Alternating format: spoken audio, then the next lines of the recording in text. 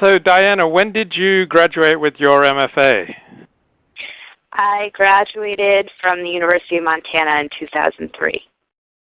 Okay, and your book, your first novel, came out in 2008?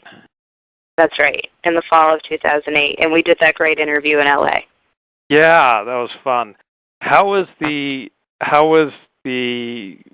book tour and the process of publishing your book and getting a lot of great reviews, and how was that experience for you? Oh, it was great. I worried before that book came out that, while I was writing it, I kept thinking, I don't know anything about Orthodox Judaism except what I'm learning through research. I'm not an Orthodox Jew. I've never been an Orthodox Jew. I was raised as a Reform Jew, and so I kept thinking, what if I'm getting things wrong, and what if I say something that will offend? And, not only was I writing about Orthodox Judaism, but I was writing about other hot-button subjects, like in the background of the book, the Israeli-Palestinian conflict is raging, and so it's the spring of 2002 in the book, and it's set in Israel. So I kept worrying, people are going to be mad, people are going to be offended. And then it came out, and I didn't really get any response like that at all. People were really positive, reviewers were really kind, and because I had no bar, nothing to compare the experience to, it just seemed all positive to me. I got tired and overwhelmed sometimes, but otherwise it was just so much fun and so exciting. Give me a brief overview of your life since then. Like, when did you start work on Skinny, and how did you go about it, and when did you finish it, and have you been living in New York all the time since? So early in 2006, or maybe late 2005, I decided that I wanted to write a novel set at a weight loss camp. So this was still before I had even sold Who by Fire, my first novel.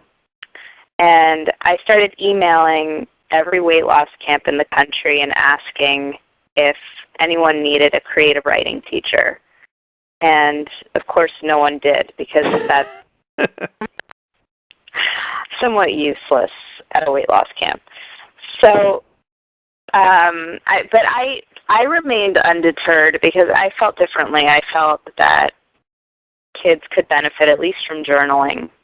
And apparently, one camp director agreed, or actually, I'm still not sure why he hired me, but one camp director hired me, and it was at a camp in North Carolina.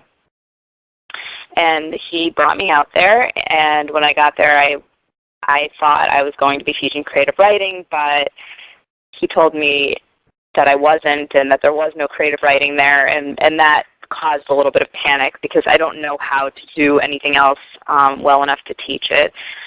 So I said, well, what am I going to do? And he said, you'll teach water aerobics. So there I was for 10 weeks. And I was in charge of the oldest girls teaching water aerobics. And it wound up being so much fun. It was one of the best summers of my life. To just kind of blow off adult life for 10 weeks and run around in the sunshine and eat healthy food and be in this sort of insular place was terrific. But what wound up happening is I felt like after being there for 10 weeks, I almost had enough material to just write a book that was really closely based on my own experience, and I hadn't anticipated that. And so the book I wrote really does mirror my summer at that camp. So that was in 2006, and as soon as that summer was over was when I moved to New York.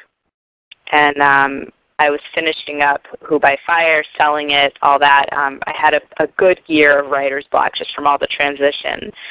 But I was writing Skinny on and off. I've been writing Skinny on and off ever since then, and living in New York. And you asked me about 5 questions there, and I'm not sure I answered all of them. No, that was really good. I broke like a real rule for interviewing by asking a lot of questions at once. But what's the typical week been like for you since you moved to New York? In addition to writing, I've begun writing more for magazines. So I should say, in addition to fiction writing, I've begun writing more nonfiction for magazines, and I teach 3 classes, so that keeps me pretty busy. So you were waiting tables 3 years ago. You're not doing that anymore? No, as of a year and a half ago, I'm no longer. I was a cocktail waitress, but I had been waiting. I've done everything in the restaurant and bar industry you can imagine, aside from bartending, and I've been doing that on and off for 13 years. But the last job, since I was 17, but the last job that I had was cocktail waitressing in a tequila bar in Midtown Manhattan. And about a year and a half ago, that ended, and I haven't pursued any more service work since. It kind of, there were a lot of things I loved about working in bars, but after a while, it takes a chunk out of you. And I admire people who can do it forever, but I wasn't one of those people. I don't think I had the constitution for it. It was sort of emotionally draining.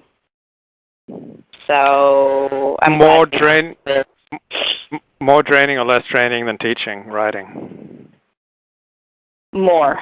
There were things about it that I liked better than teaching writing. For example, I loved walking home with a pocket full of cash, and I loved not having to think about the job in between shifts. And of course, with teaching, I'm thinking about the job in between classes because I'm doing class prep and I'm reading papers. And that's really time-consuming. The problem is that the benefits that I just named of working in a bar are theoretical.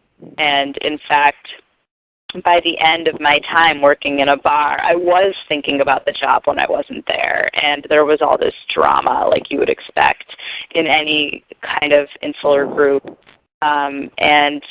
And it was taking up space in my mind, and that was annoying and unnecessary. And I stopped finding it fun, so it needed to be over.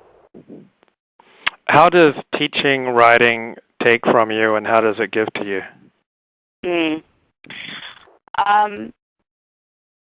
It takes from me in the way that I mentioned, that it's time-consuming outside of the classroom. And as a writer, I feel like we are what we eat, and meaning that I want to be reading writing that inspires me. I want to be reading the best writing out there, so that that's the stuff that seeps into my brain and informs my own work. And of course, with student writing doesn't always fit the bill.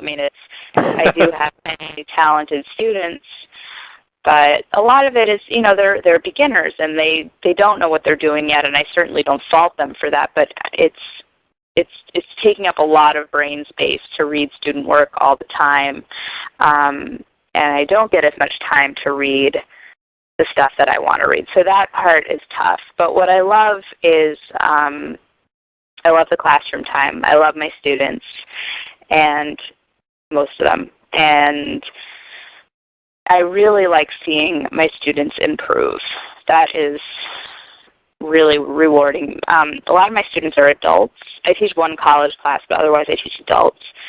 And I just said that like college students aren't adults. I guess that's up for debate.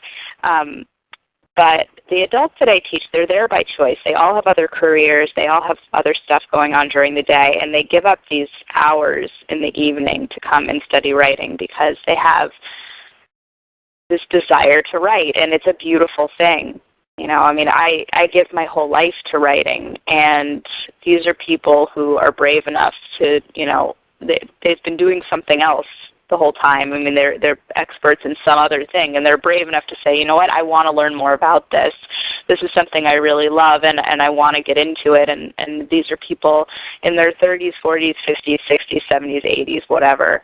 And I really admire that. And then to watch them get better at it is gratifying.